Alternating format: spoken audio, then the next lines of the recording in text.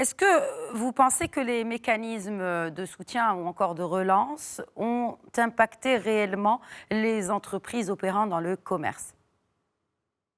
En fait, les pouvoirs publics ont bien sûr fait pas mal d'actions afin de soutenir l'ensemble des PME et TPME, bien sûr, et de penser en premier lieu à la santé du citoyen. Malheureusement les mécanismes qui ont été mis en place, ils ont pu, on va dire, ils ont pu nous donner un peu d'oxygène, mais ça reste très faible par rapport à à la situation générée par cette crise du Covid.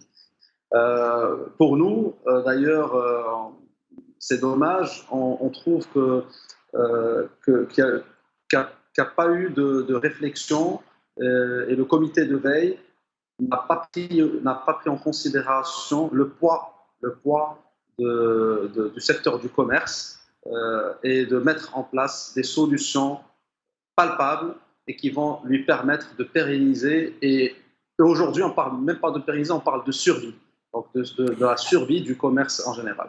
Mohamed Fall, vous évoquez des solutions palpables et que ce comité de veille économique, ce CVE, n'aurait pas, selon vos dires, vraiment pesé l'importance de ce secteur qui, rappelons-le, a drainé, à titre d'exemple, 84 milliards de dirhams en 2017. Quelles sont ces solutions palpables que vous préconisez pour non seulement booster l'activité, mais aussi et surtout, comme vous le disiez si bien, la maintenir en vie? Très bien.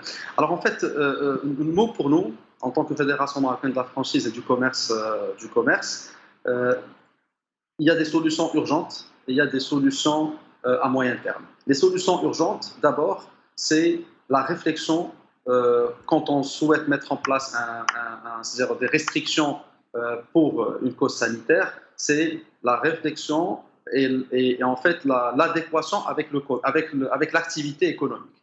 Donc, par exemple, quand on prend une décision de confinement, de reconfinement, par exemple, d'une ville comme Casablanca et de la fermeture à 21 heures, il faut penser peut-être à d'autres mécanismes qui vont permettre à l'économie de continuer à produire. C'est très simple. Par exemple, pour nous, cette décision, euh, le lendemain de cette décision, le secteur de la restauration et café ont reculé de 40%.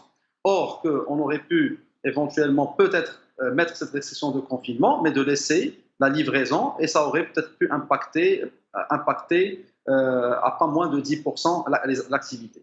Ça, c'est par exemple une des premières des choses, c'est que nous avons besoin qu'ils constituent des commissions régionales qui vont aussi récupérer des indicateurs à travers les associations, les fédérations et les chambres de commerce, et puis prendre des décisions qui soient sanitaires et économiques.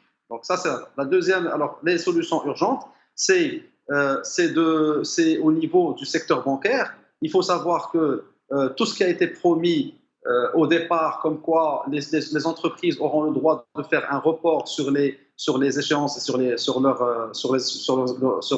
report de leur échéance crédit, ça a été fait, mais malheureusement avec des pénalités de retard. Or qu'au départ, le ministre des Finances avait bien précisé que le report allait être